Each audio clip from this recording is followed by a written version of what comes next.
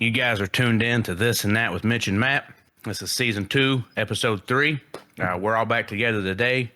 We got a very special guest for me, all the way from LA, Tony Fleecs, who is now the creator.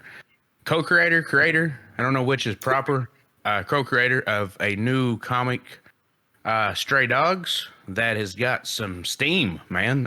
It has came out of the gates, I feel like, hot. Before this, you were the author to IDW's My Little Pony, correct? Yeah, still. You did that. You did that for years, if I'm not mistaken. Yeah, for about 8 years now. Nice. So I found out kind of about Stray Dogs, literally by walking into my local comic book shop and seeing a book called Stray Dogs, and I am a huge dog guy, and it got my attention. It was actually the Blair Witch cover. Got my attention. I picked up that cover and these covers and every other cover I could find. And because I'm that guy, every time I buy a book, any issue that comes out, I buy the covers, man. I can't. You guys get me. I'm that guy. I'm why they did that.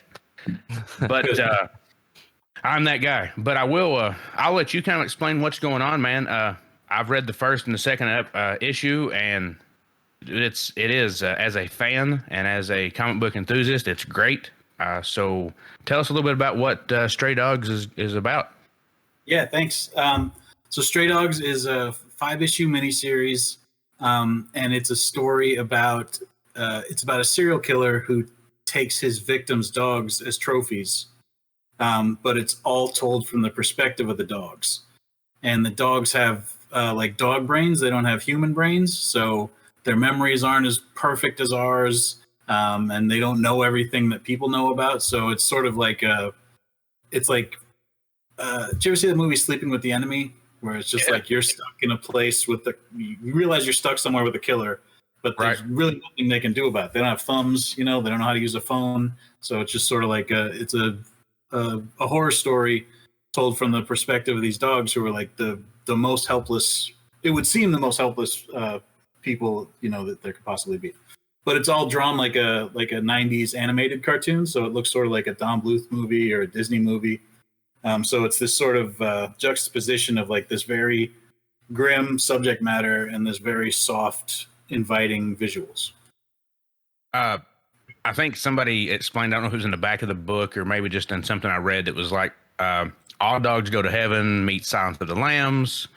But I heard somebody I'm in some comic book groups on Facebook, and somebody was like, it was like Homeward Bound meets Seven, which I thought was super cool. And that's it, man. Like, I don't know if I've told these guys that I'm going to let them borrow him, but I won't. I'm going to keep them right there where they're at. I'm not going to let anybody borrow him, but I lied. You can buy your damn own. It's very good. Oh yeah. There you go. It is, man. It's super good. I let the wife read it. It's so different. And I know in Amody, that was one thing I said was like, it was something that was completely different than what everybody's doing right now. And I'm big into horror, of course, with the Voorhees, and these guys know I collect horror figures and I do the whole horror thing. So anything horror related and serial killer related, I'm into. So yeah, me too. It's great, man. Like I said, I've got my favorite being I don't know how we see this. Where's my finger at here? Bam. The Salem's Lot cover is one of my favorites right now, and it's a super good book, man. So I appreciate what you've done with that. And as a fan coming from you, I appreciate your work. And it's wrote beautifully. It's drawn beautifully. Everything about it is awesome. And from what I've read, I know this is the first time we've kind of met, but from what I've read, you have got some like Hollywood, like stuff going on, like Paramount Arts or Paramount Animation, right? Yeah. Like, I know I read a statement you said is that they gave us a little bit of money and hopefully they'll give us, in 18 months, we'll get some more. So, yeah. So basically, I guess that means they're going to see kind of what happens from here on out, right? Yeah, that's how it works. When they option something, unless they just straight out buy it all the way and just say like, we own this now. The way option works is they buy the right to work on it for however long. Usually it's a year. In our case, it's 18 months. And then they can just develop it and try and figure out if it's something they want to really dive in on. And then at the end of that 18 months or whenever in between, if they just go like, okay, let's do this, then they do what's called a purchase, where they actually buy it, and then that's a big. It's basically like 10% is what you get up front, and then they'll give you the big chunk if you buy it. Right. And it maybe just because I like it. Maybe it's because I like it. I didn't mean to cut you off, Blake, but maybe it's because I like it. It's awesome, man. Like I feel like they should they should buy this shit. Like this is good stuff, man. It's kind of a good deal though, right? Because like you get money and you get to keep it if they do nothing, right? But then if they do, you get quite a bit more. Right. And if they do nothing, we get it back and we could sell it again, like sell it somewhere else. It's not this podcast. We're trying to sell it and nobody's buying it, but we're trying, we've had sell it, retire. Right. Yeah. That's what I want to do the rest of my life, Yeah. We've all got like these other jobs, and I don't want, I'm tired of going to work, to be honest. So, but that's what you got to do. What, I know you said 8 years for My Little Pony. What got you into, I've always been interested in what got you into comics, what got people into what they do. Was like when you were little, was this what you wanted to do, or did you just fall into like, creativity and artist and writing comics, or is this, did you want to be a doctor first? And no, I always wanted to be an artist. For a long time, I wanted to be an animator. But I always loved like animation and comic books and just sort of like cartoons in general. And then I went to school for animation, and that was when I realized that like, I don't feel like this is exactly the thing that I wanted, Right.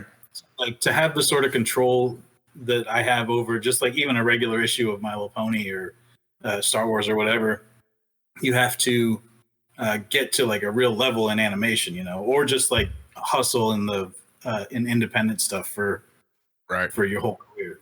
But like when you draw comics, you're basically like the director, the cinematographer. You choose the shots, and in the case of Stray Dogs, where I write it, and I work really closely with the artists and stuff, it's like having complete control. Like basically, we're making the movie. Like it's all every shot is what we chose, and that's sort of I guess the level of control or like the expression that I wanted to do. I didn't want to do somebody else's stories forever. I wanted to be able to tell my own stories. And so, I went to college, and then I got a job as an artist, like a graphic artist.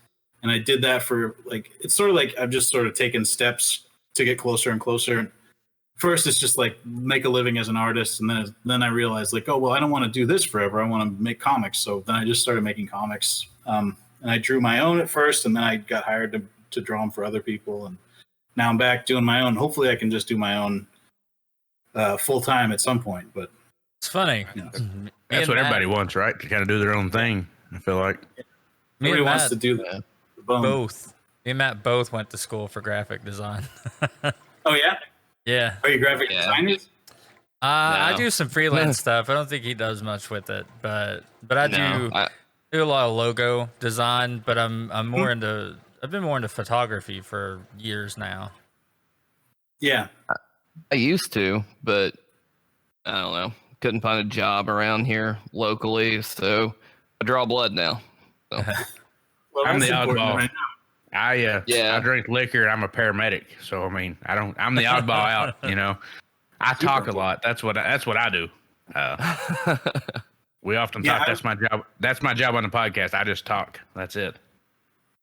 Like when I was in art school, I learned a bunch of stuff that's like carried over to the stuff that I do now. But yeah, it was like a completely different field that they were sort of pushing me towards. But I learned a lot about like composition. I think it was the first time I ever touched Photoshop, and just like all the basic stuff that you know. Yeah. I love Photoshop. It was so fun. What got this? Like, how did you come up with this? Because this is to me is a different idea. Like, to tell a story of, first a serial killer, but tell it to the eyes of a dog. Like, I guess I want to know what you were doing when like this idea hit your head. Like, what was going on when you was like, this is a perfect idea? Yeah. Well, it's like the best.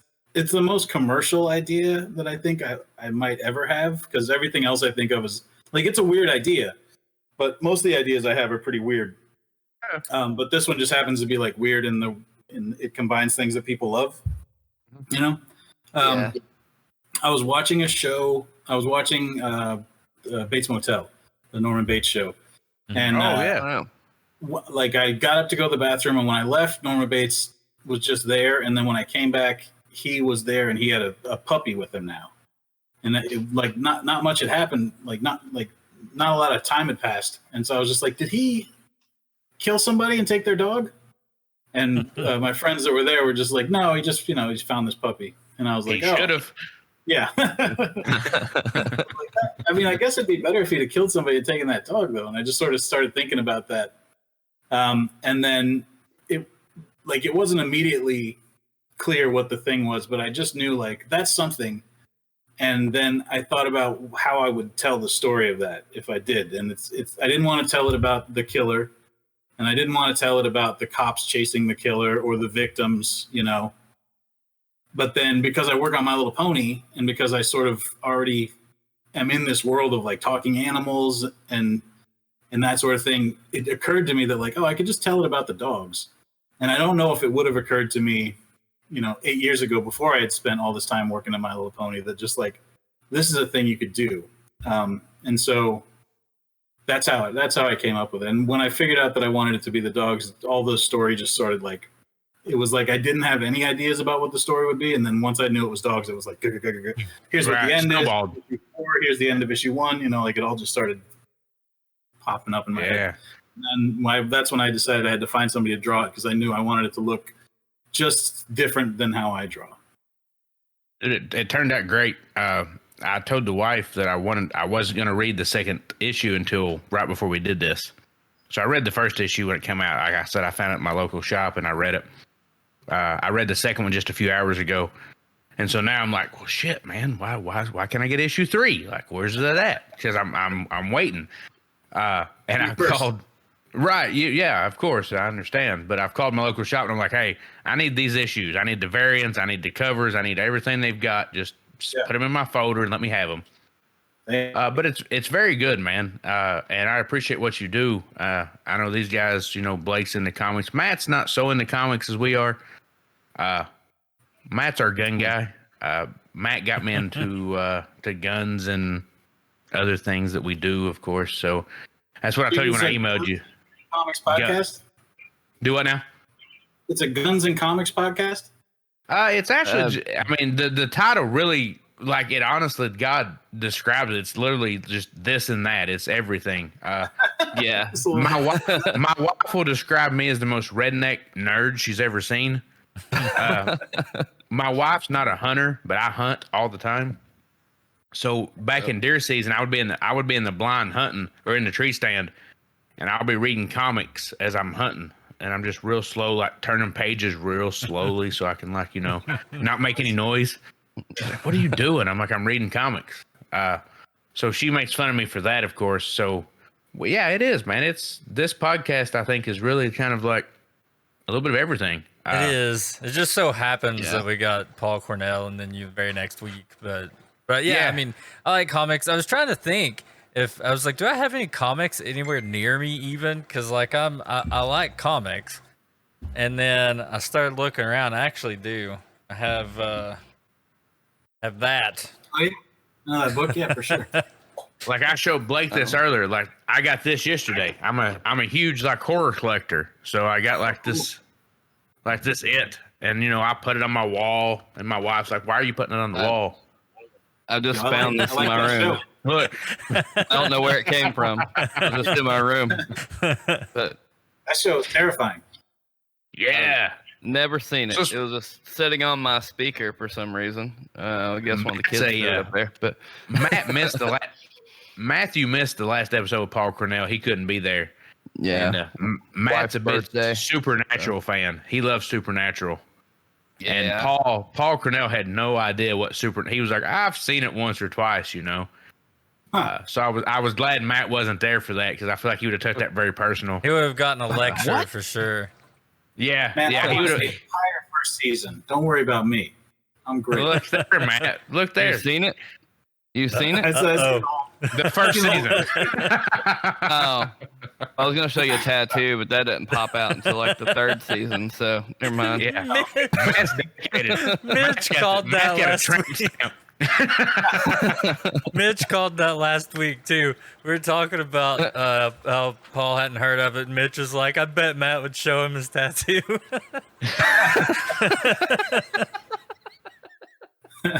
Nice. Yeah, Matt's got a tramp stamp of Supernatural. I love it. I'm Not making a tramp sure stamp on my shoulder. it's still kind of a tramp stamp. You're a tramp stamp. So what do you TV wise, horror wise? Are you like a horror guy? I know this is serial killer related, so are you a horror guy at heart? Yeah. I like Shudder a lot. Like I like to just do you have Shudder, the streaming channel? Yeah, of course. I can just throw that on and sort of and scroll around and grab something. Lately I've been doing a lot of like giallo and like Italian like giallo's not necessarily horror, it's more like thriller, crimey stuff, you know? All right. It still works. Yeah, but it's still gross and still like just super artsy. So I've been into that a lot. Trying to think like what's the last like mainstream like thing that my wife watches a lot of these like I Killed My Husband because he was an asshole shows. Yeah, they freak me out. God, yeah. She's like, I don't even go to our Netflix side. It's no, all she watched like a lot of these kidnappings and murders. I mean, that's all my wife watches. And I'm like, God, this is the most depressing freaking channel ever. No, they're planning some shit, is what they're doing. Like, don't get it twisted. They're planning something. Like, don't get that messed up. Did your wife watch the one about the hotel in Los Angeles where that lady fell into the water? Listen, that was me. I got her hooked on that because that story blows my mind. Yeah, it's Lisa Lim or whatever. Yeah.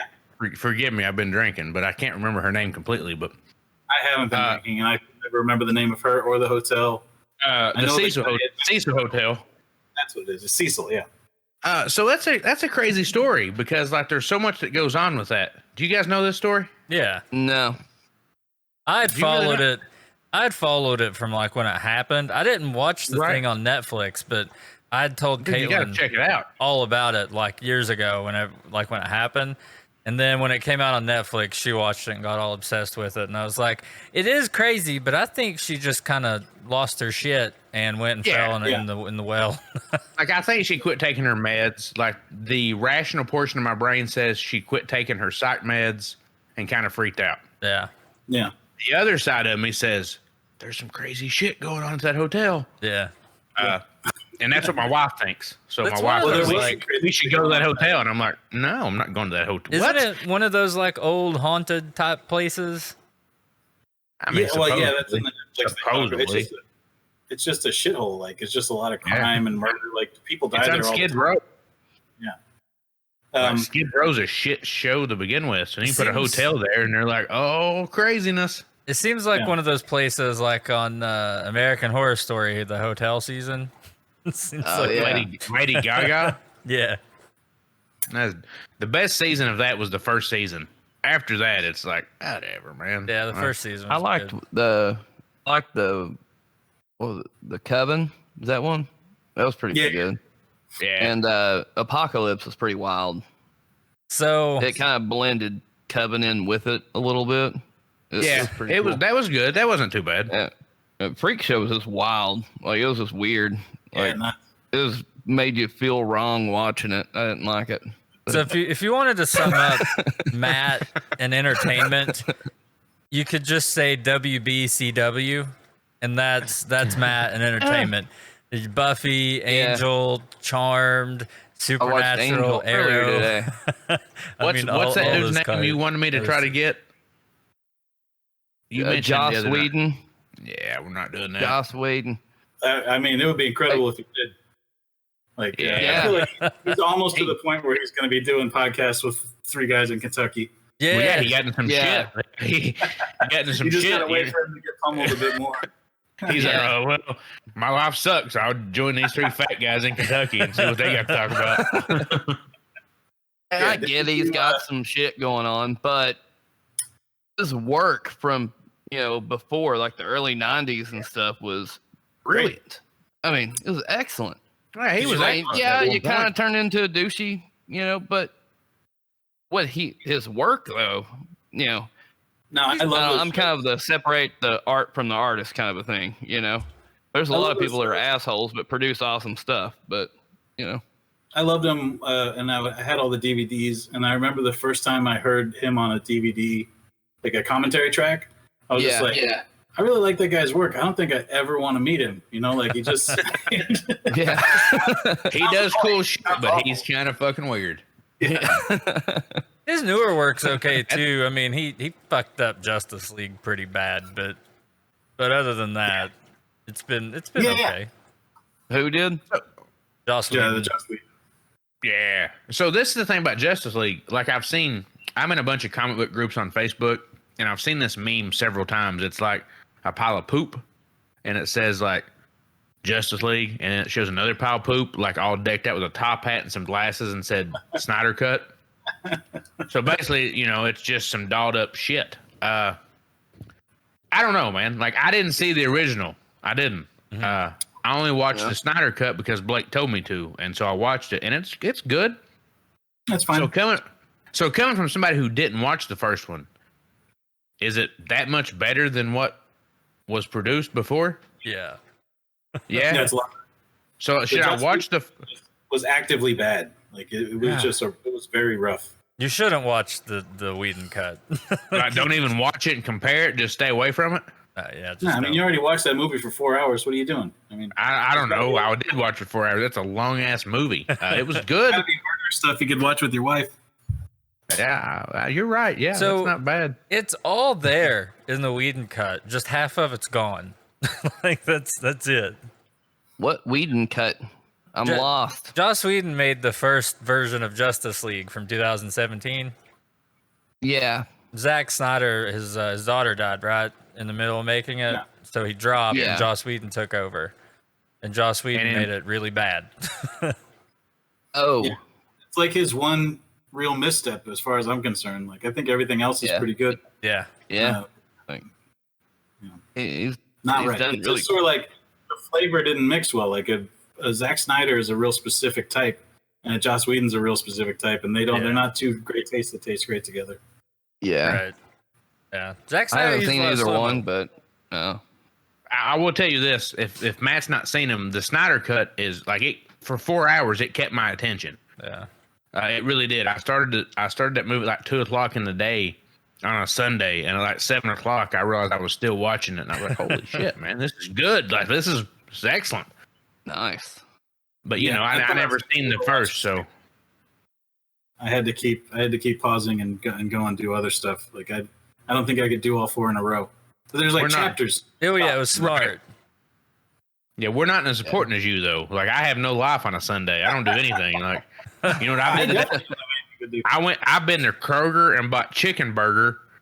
And what else have I did? That's all I've done today. I've got drunk and bought chicken burger because my wife makes me eat chicken burger, and I can't even have hamburger anymore.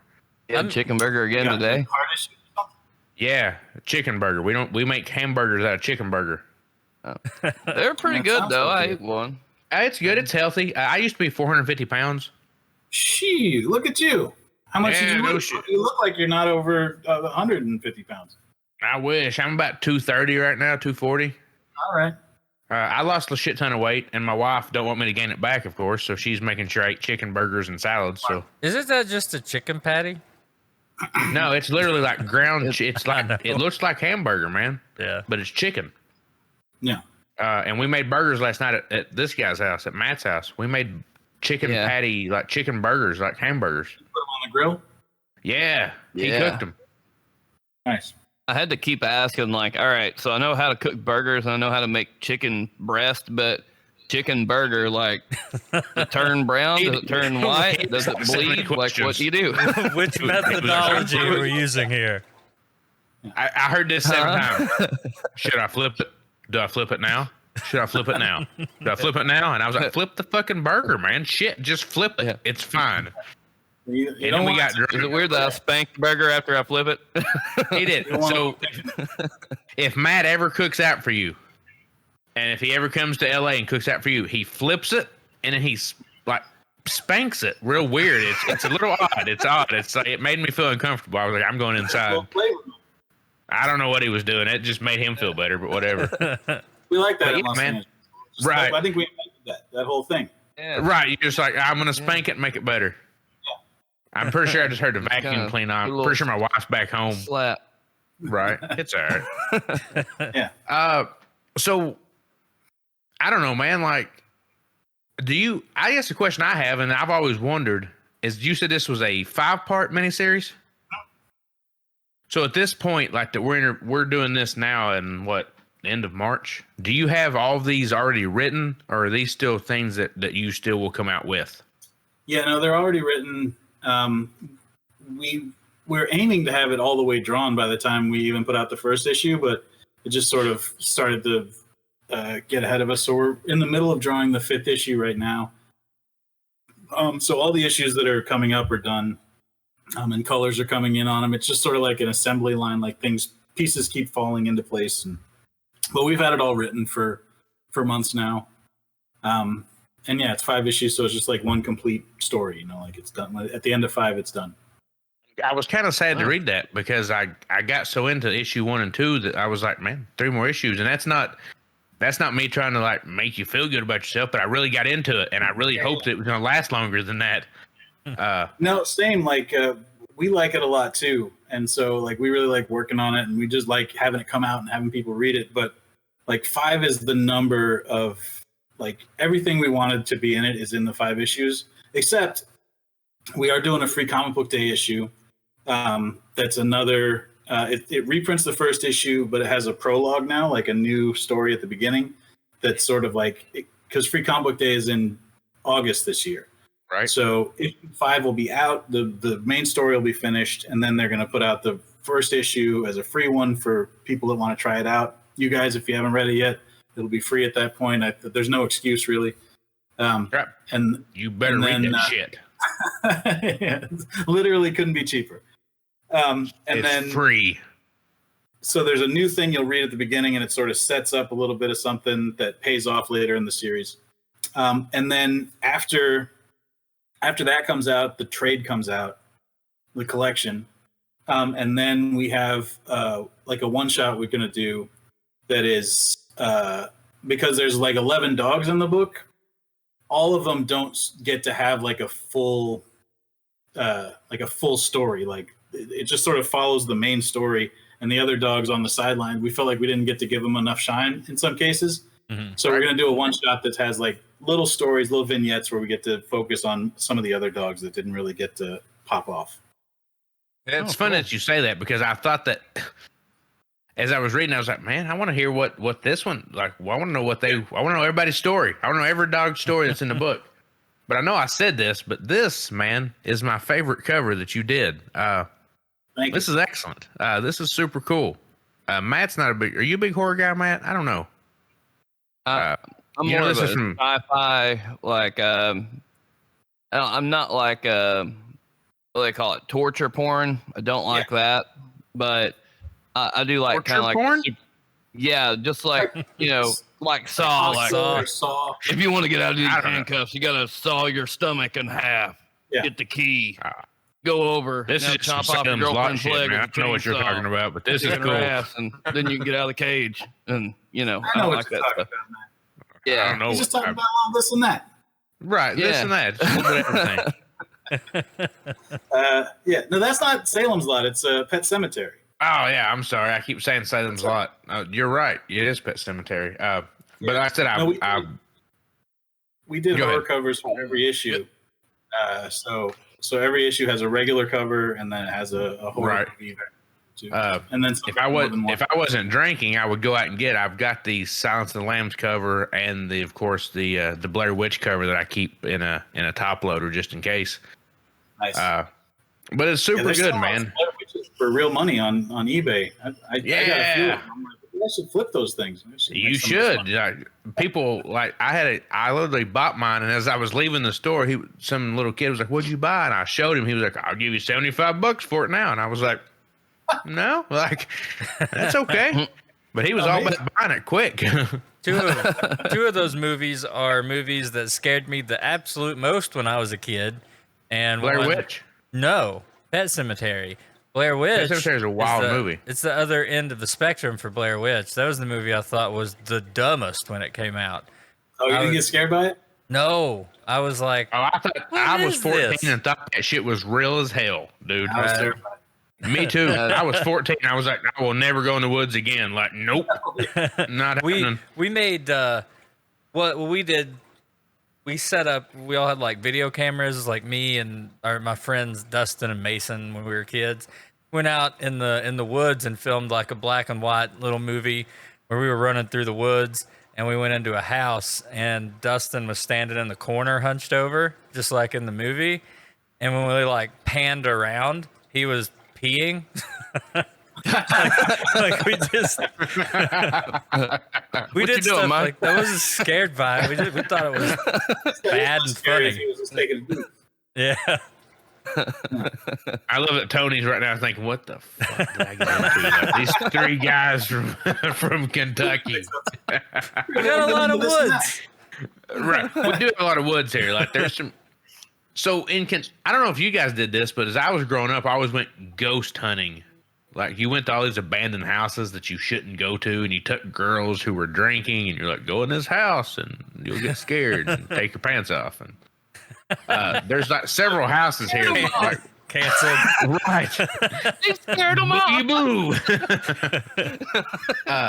There are several houses here though. Like I spent my like 16-year to like 20-year-old like summers going ghost hunting, and it was just what we did as like kids. Man, we went ghost hunting in like random houses in Kentucky, and it's looking back on it, it made no sense at all. But at the time, it was super cool. Did you ever find a ghost? No, I didn't find anything. Nothing. Did you go to Louisville? I found a bag of Cheetos once. I went in this house, and it was like, nobody's been here for years. And they called it 7 Doors to Hell, I think. And it was creepy because every door led back to this one room. There was like all kinds of doors like that would lead to this one room that was empty. And so everybody nicknamed it the 7 Doors to Hell. And I went in it one day, and there was just a random bag of Cheetos laying in the floor. Like it was a super odd thing. Trying to lure you. Right. And it worked for me because I was fat as shit. And I was like, oh, yeah. Come on, Mitch. Right. Take the Cheetos. Right. There was a bottle of Jameson and some Cheetos. And I was like, all right, then. You win. What's funny is you guys laugh, but I totally took those Cheetos home with me. Like, I'm not even lying. I took those straight to the house. It's like there's a place near where we all live called the Mushroom Mines, and it's like a man-made cave. It was a mushroom mine, but it's like abandoned now, and it's all these crazy cave tunnels, and there's no light or anything, and people just kind of go back as far as they can, and it's a really fabled place like that. It's funny how that stuff, you get there, you have this picture in your head of what it's going to be like, and then you get there and it's like all graffiti and trash everywhere. Like it's not the scary place people think it is. No, I went four-wheeling in that motherfucker. That ain't scary. My stepson is in a fraternity at a college here called Morehead State. And my stepson like all the fraternity guys go there all the time, man. Like they still go there and like camp out and like hang out and stuff.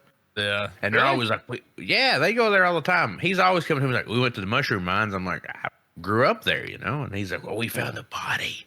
No, you didn't. You didn't find a body. There was that one time. Turned out it was just a big pile of trash.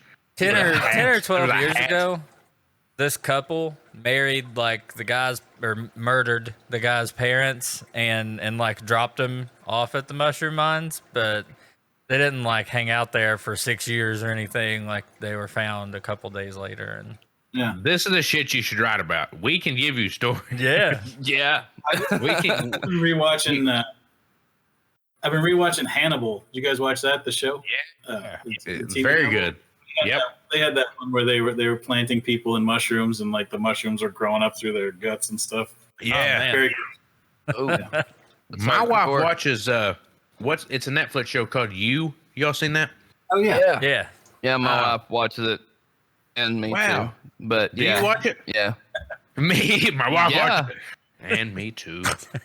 Yeah. What? Well, for some reason you're rooting for this stalker guy. Somehow they make me root for him, even though he's fucking crazy. but yet I want him to win.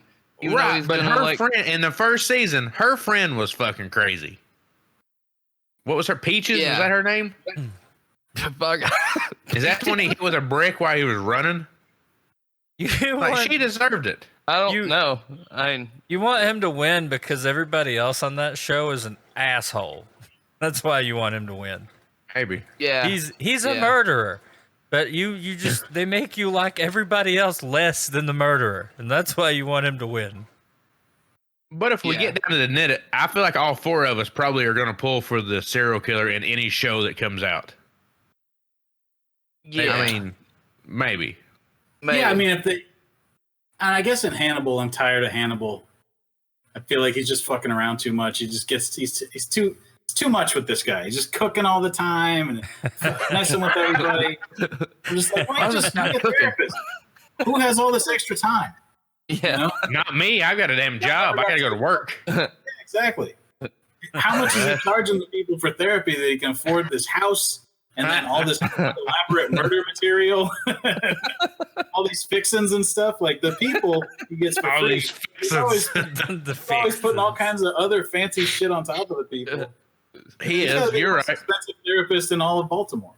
Yeah, that's dumb. But Fixins. we watch it, though. Fixins holds a special place in Fixin'. my heart. I love Eastbound and Down. It's the Fixins. You know what I never knew about?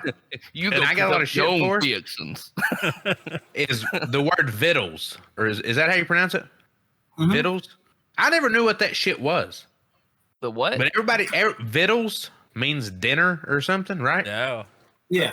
It's just like, Yeah. It's like a country version of dinner. It's called like, we're fixing vittles, which means dinner.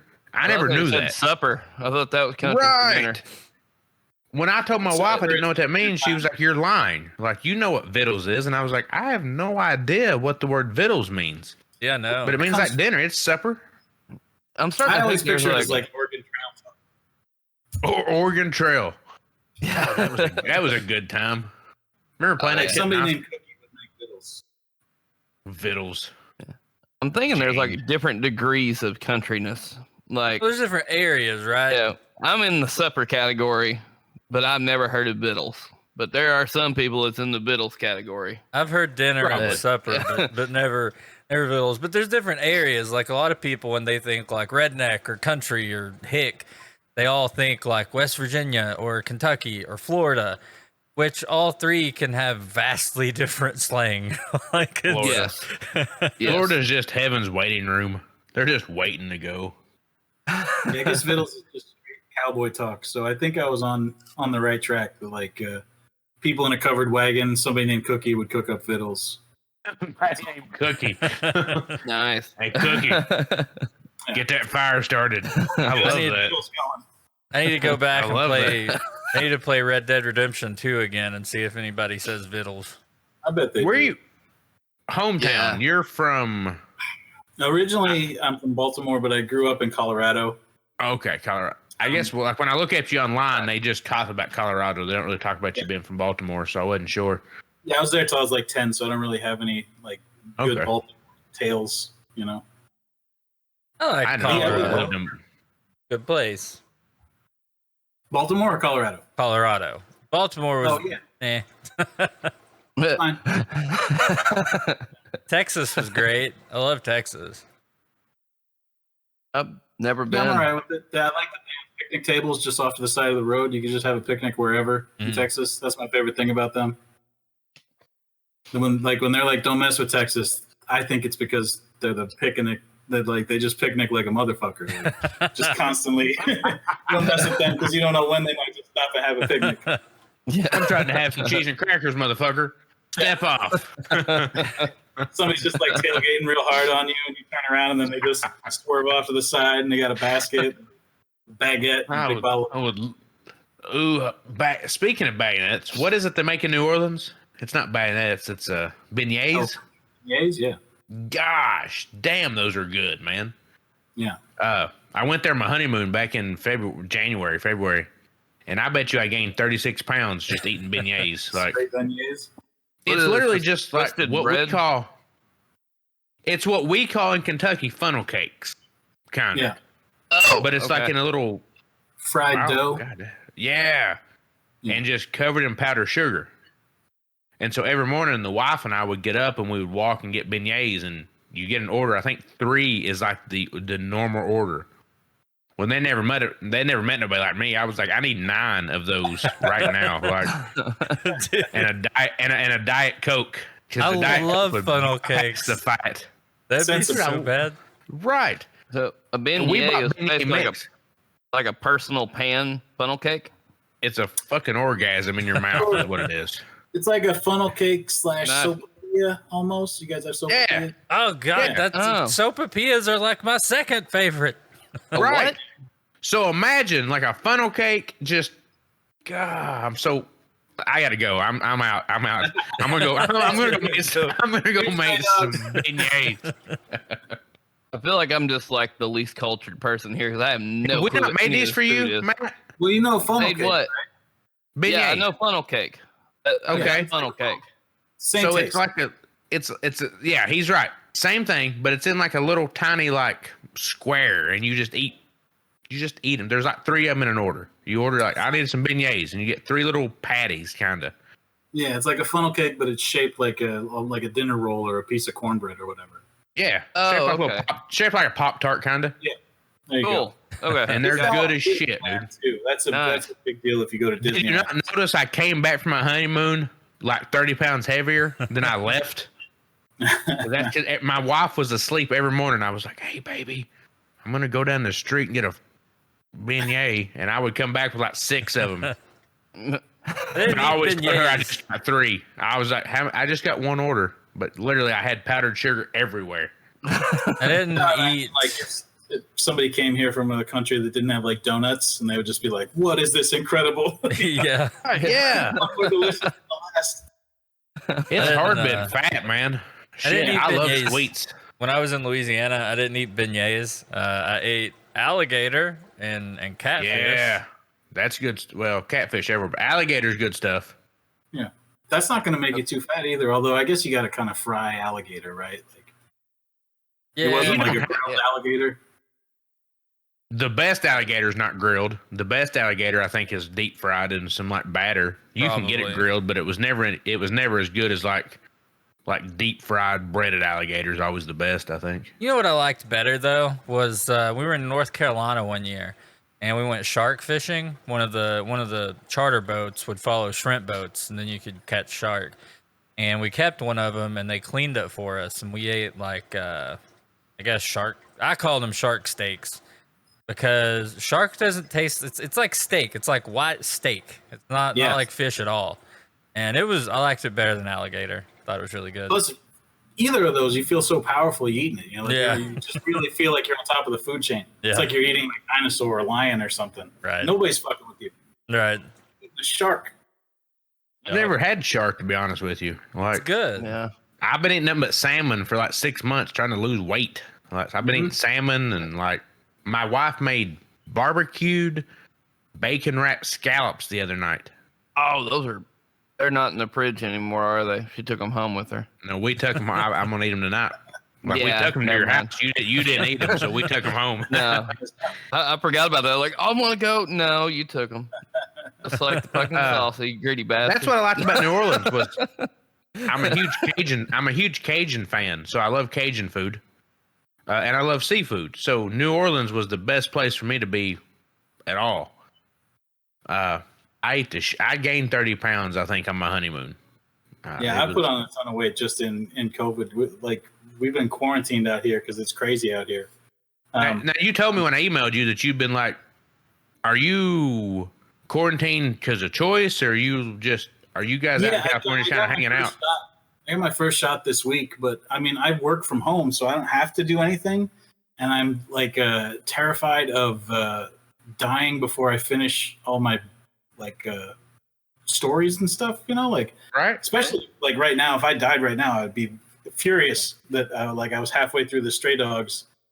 And then it's just don't you die now, damn it. Don't you leave me hanging. So that's how I've had some friends that got it pretty rough, you know, and I'm just like, I don't want to deal with it. So I'm just sort of like self-quarantined. I don't have any reason to go anywhere. You know, like I've got Amazon Prime and Everything just comes to my house.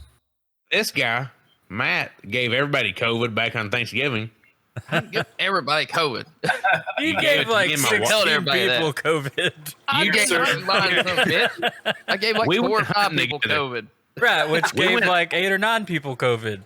I didn't say how many second-degree cases I gave. I'm just saying, like, immediate. Like, I gave 4 people immediately. I gave them COVID. Who they did, that's on them. That ain't me. That's them.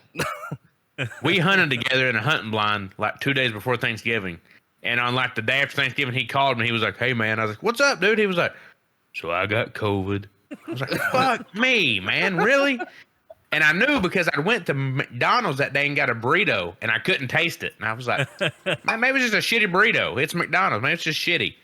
Yeah, it was shitty. It was shitty, but I couldn't taste it. My wife got like she slept for 14 hours straight. Yeah. You know, Matt was like, "I'm sorry." Well, I had no clue. I felt fine. I got up on Good Friday, or no, not Good, Black Friday. This is the opposite. There's a difference. Good Friday's coming up. And I was checking my LabCorp test results, and it popped up like reactive or whatever, or positive. And I'm like, "You gotta be kidding me. Seriously?" Like, "Hey, babe, you can't go shopping today. I've got COVID, and you probably do too." She's like, "What?" Like, I don't know. I mean, I had a little bit of a cough when I got up in the morning, like, but after I got moving around, I was fine. I mean, at least no it's fever, not no chlamydia. nothing. I mean, at least I know how chlamydia. those people feel now. Only it's worse. Like, when you got like chlamydia, you just got to tell people that you slept with that, hey, go get some antibiotics. You're gonna be fine. Yeah. But if you got COVID, everybody on the face of the earth is scared to death that it's going to kill their ass. And you have to go tell everybody you might have like been within handshaking distance. Hey, I've got COVID. You probably got COVID. You might die. I don't know. Maybe it's more like, there you go. Maybe it's more like telling someone that you gave them AIDS. Yeah, basically. That's pretty intense. I don't think it was that bad.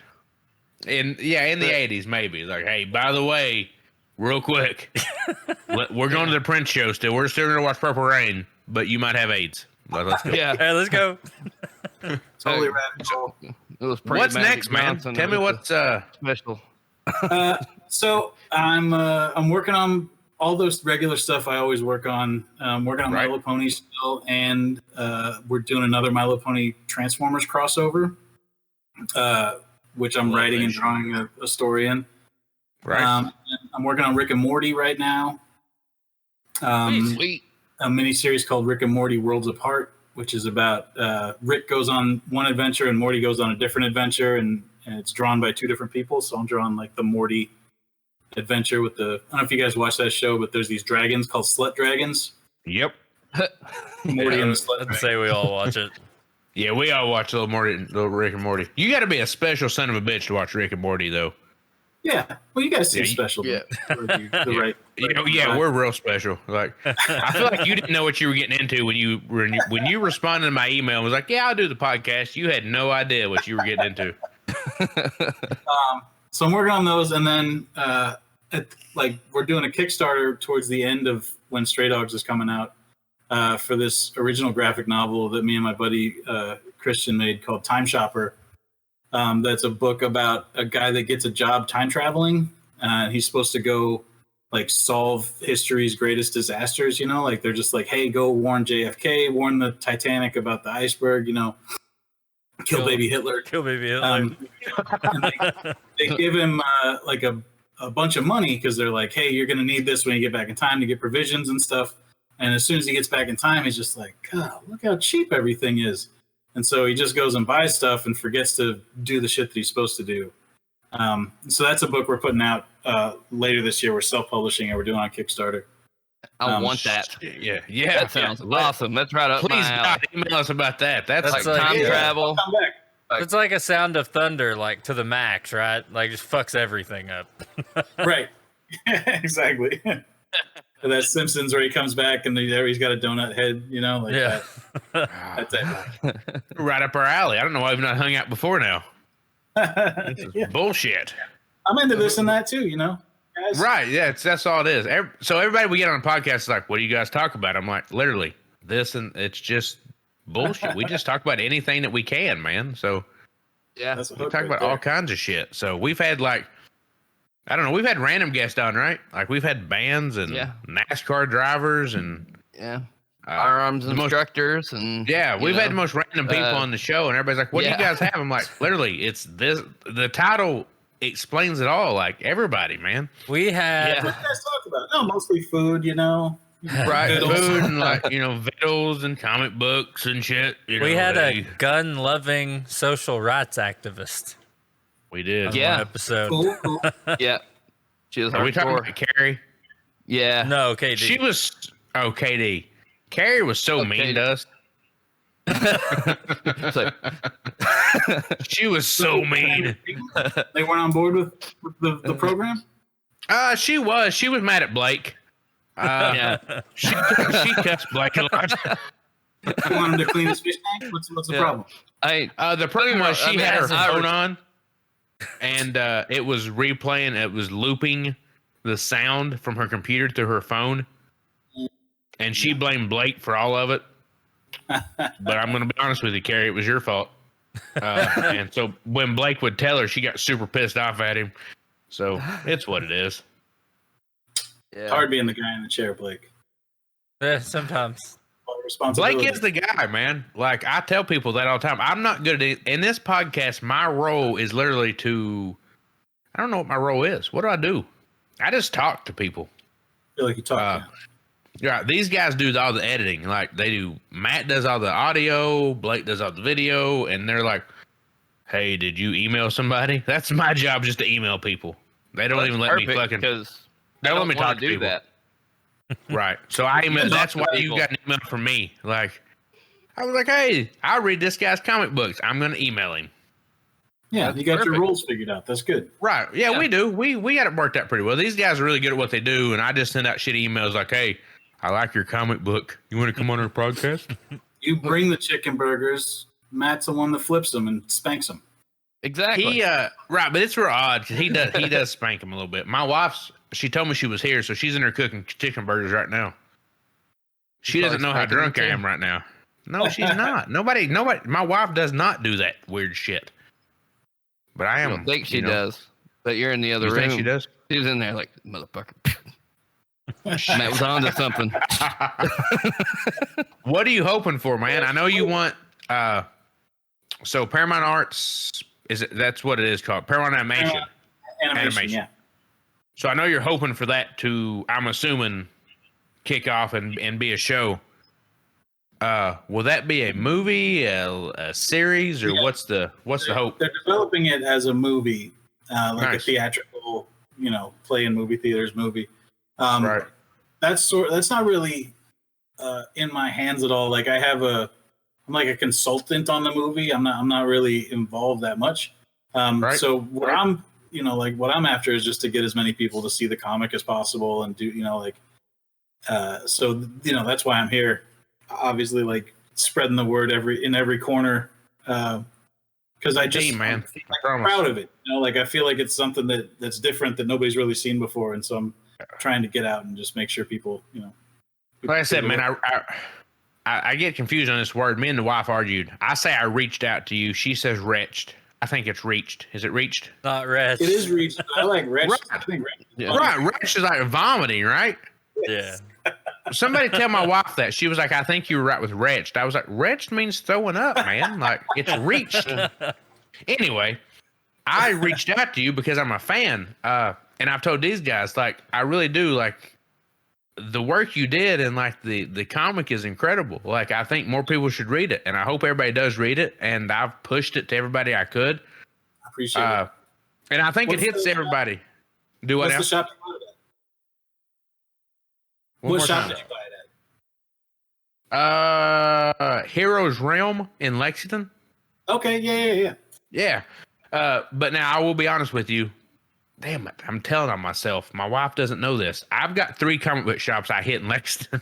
And they all pick up the same comic. I filled out the same sheet. I have the same folder in every shop. I pick up the same. I am, man. You get me with the covers. I'm telling you. Because I can't just buy one cover. Let's get everybody doing this. Right here. This program, I need everybody I told else. you. You know, I buy all the covers. I do. Just like when we had Paul on and he writes Vault Comics, I Walk with Monsters. Yes. What is that? I don't even know what that is. That's from Cape and Cowl Comics. Are you showing me something I don't know? Northern California, yeah, the Carry cover. You got to get that. What? How do I get that?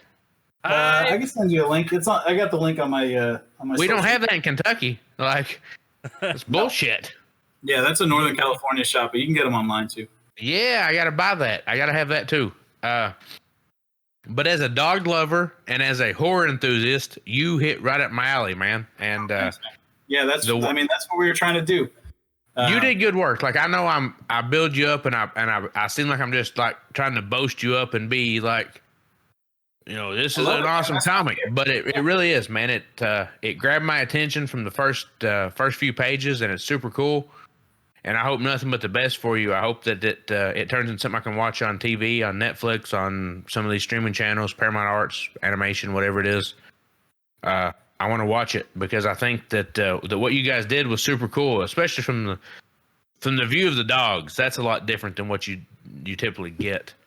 Yeah, I feel like it's a kind of story that you're not going to get from anybody else. Like, I feel like we sort of have the market cornered on this specific thing. So hopefully people find it and get into it.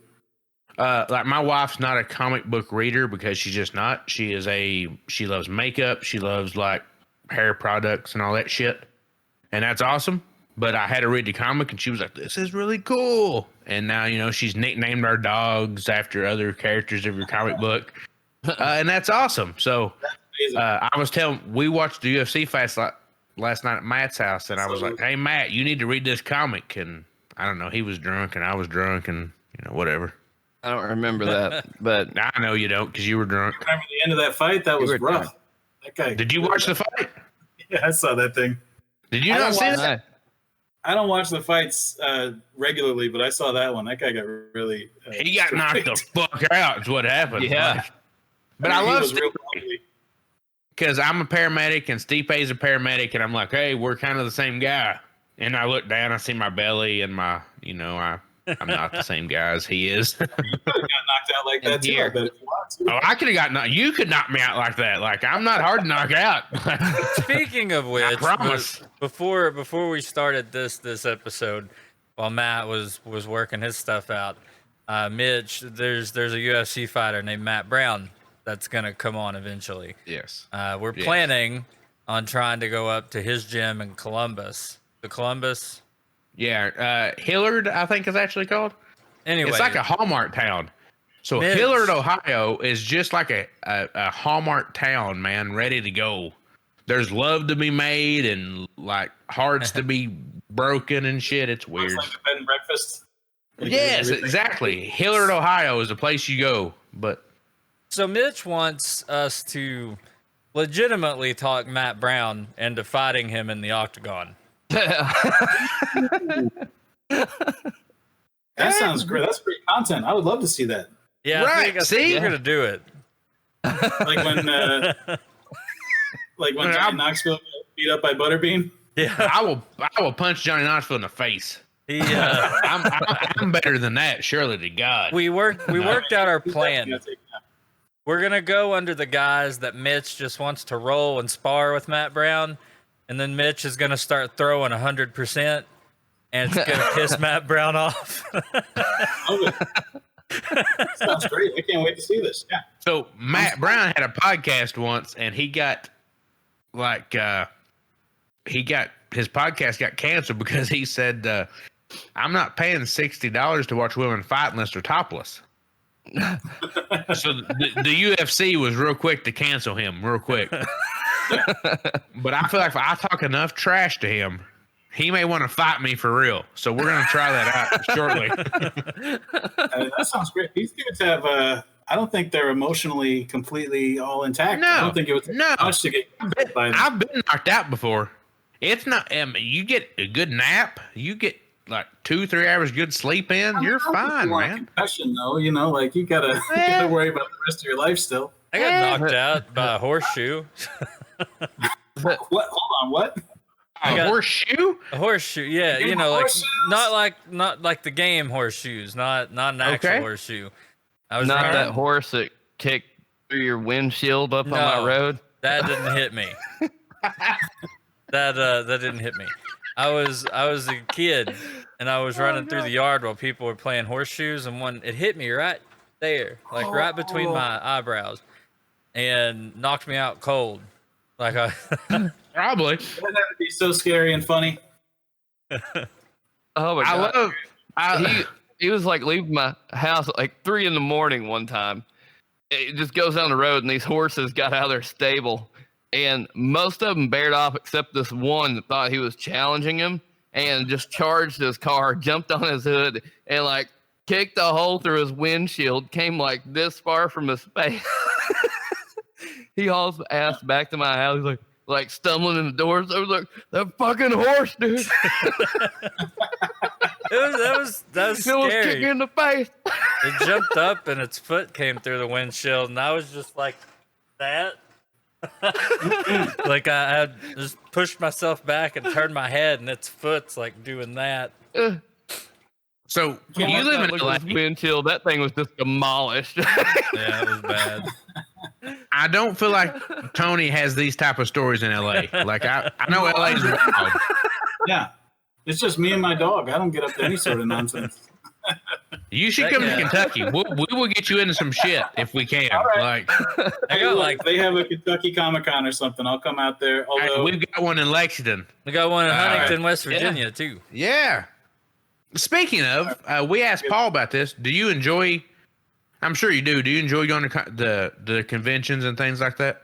Yeah, I used to do it. Like I would do just whatever show they invited me out to. Like if they'll fly me out and put me up, I'm there. Right. That was all pre-pandemic, and so I used to do like 20 a year, and it was like a pretty big part of my income, and like a big part of my whole situation. And now it's been a year off of that, and I was going so hard that I haven't really started to miss it yet. I talked to people that would do like 5 a year or something, and they're like, "Oh, I miss going to conventions." And I'm just like, take a break, man. This is great. Right. But I'm definitely going to get to the place where I want to go back. Like before this, I was just a fan, and I would go to like horror conventions and stuff. Yeah. And as a rational fan, I could see the stress in. Like I met Kane Hodder, who Voorhees is one of my favorite, horror figures, and I seen he was exhausted. He was tired of doing what he did, and so I get that. He's just tired, wants to go home. But as a fan, it's a super cool thing to come to.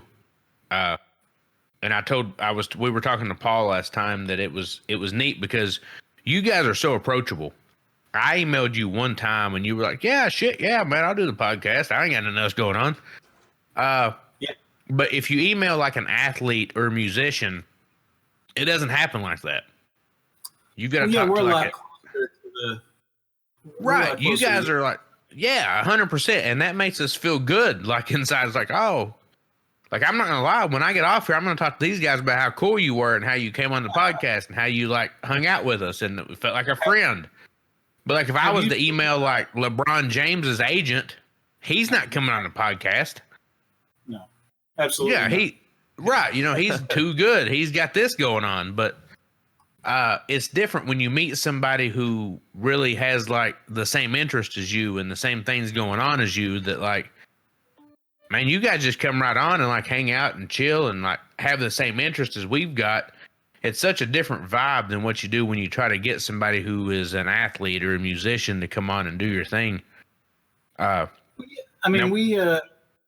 like you said, we have a lot of the same interests and stuff. It's easy for me to go and do stuff like this just because it is, like I never met you before, but I figured we probably would find something we could talk about, and then you. Right. You're in like a different place than me, so you have a different audience than me, and then those people will get to hear about my book. Like it's win-win. Right. We showed up 45 minutes late. We were an hour late to your podcast. Matt was late trying to get shit going.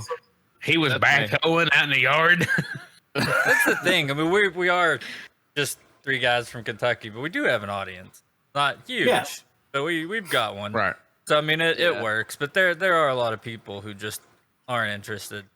Even some people closer to our size, like some social media people, like they don't reply to people. It's, it's, but Blake's right. Like we have such a following, like with like the certain group. Like I'm in these comic book groups on Facebook that are like, oh, you're having like, you're having Paul Cornell on. We're gonna watch that. We watch or we read Stray Dogs. We want to see what that's about. So those guys follow us and like hang out with us. Yeah. And they always follow like every episode I put out. They're like right there with us and like reading everything about us. Where if you have like athletes and like musicians, they're like, maybe you're doing something, maybe you're not. We'll catch up with it down the road. Yeah. So it's totally different. I think you're gonna dig it. I don't know if you saw this issue 5 cover. Are you showing me something I don't know? How did I get that? I don't know. Pause the preview. There it is. You see that? It says it's live. Click watch stream. Yeah. Really? Yes. Yeah, that's the issue 5 variant cover. It's a Friday the 13th cover. It's with a dog collar. Yeah, instead of the knife, and it's got the little dogs there. It's kind of small, you can't really see, but when you watch it back, you'll be able to see all those. I brought it up big. I sent it to my wife just now, told her I had to have it. Yeah, that one seems like specifically will be for your specific to your interests. So, but yeah, I mean that I agree. I feel like with comics people and people on like at this end of the spectrum, like it's easy to get us to come and talk about our stuff just because, I mean, LeBron doesn't need help getting people to watch him. Like I need everybody I can get to check out my stuff, Right. And that's why I'm always like, hey dude, check out this comic book because like for one, I think you guys are cool enough to, oh shit, my bad. You guys are cool enough to come on and like hang out with us and talk to us and kind of BS with us. So why not push you guys more than we do like, LeBron or, I don't know shit. I don't know, Tiger Woods. Sure. Is that weird? Tiger he just Tiger doesn't help. He's not really even. Is he golfing still? I don't know. He just wrecked his car. He just wrecked his shit like on a straight stretch. Less people pay attention right about now. He's just weird and he needs less attention to quit banging white girls on his wife. Yeah, but whatever. That's what he's doing. He's out there getting strange. Yeah. And I said they came out and said he didn't hit the brakes at all when he wrecked. Of course not. He didn't hit the brakes. Who would have ever thought? Sort of winter spirit that he has. He's not slowing down. Yeah. Who would have ever thought that Tiger Woods was like John Jones?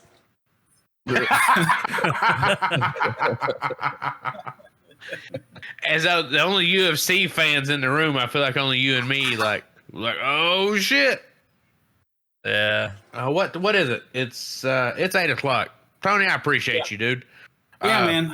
I know we were super late getting there. You can blame Matt. Matt was backhoeing and his camera messed up. That's stuff you got to do. It's cool.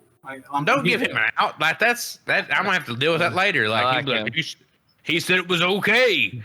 Yeah. I mean, don't try to pull that shit with Paul Cornell. He's on a whole different time zone. I'm fine. Right.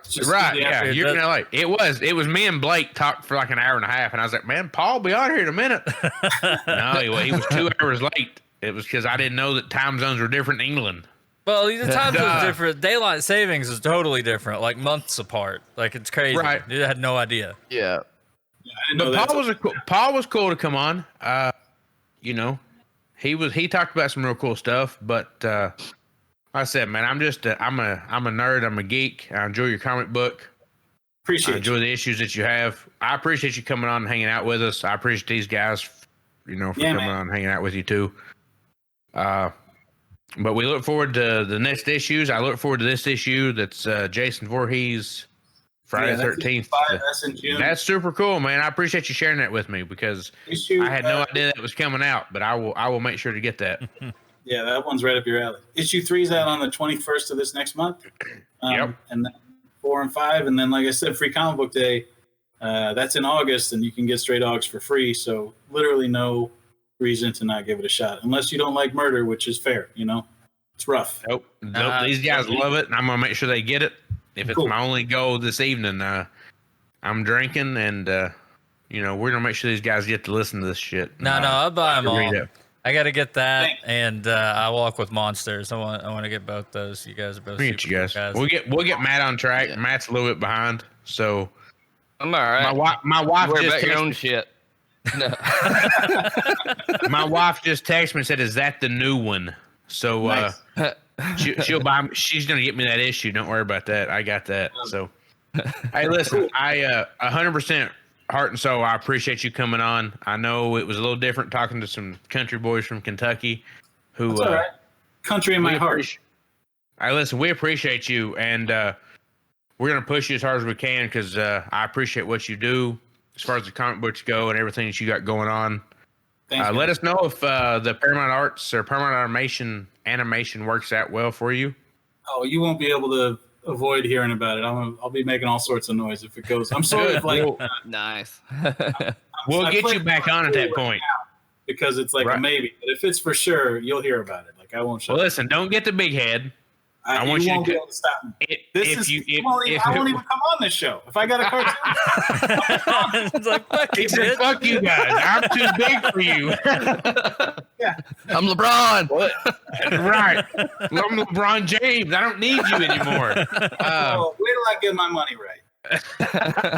But really, if that works out, I want you to come back on, man. Tell us about it because I want to let people know what you got going on. Stray Dogs. It's super cool, man. If you're a dog lover, a horror lover, a serial killer lover, or just a thriller lover in general, check out the comic. You can get it. Tell them where they can get it at because I'm not real for sure. I get mine at my local shop. Yeah, it's from Image Comics, so it should be available at every comic store. But if you don't have a comic store near you, you can get it on iTunes or Comixology. You can probably steal it off the internet from somewhere, but I prefer you don't. Pay him his money. Don't be a bitch. Pay him his money. Give me my money. He worked his ass off. It's true. I mean, it wasn't backhoe business, but it was, Well, he was an hour late. What are you gonna say? Yeah, it's true. I was on time. Hey, you were on time, and I appreciate you. Thank you guys so much for having me. This is a lot of fun. We had a good time. I appreciate you. We'll be on the lookout for Stray Dogs number 3 coming out soon. And I'll let people know all about it during the episodes. And I wish you the best, brother. I appreciate you for everything you've done. These guys appreciate you. Thank you for everything.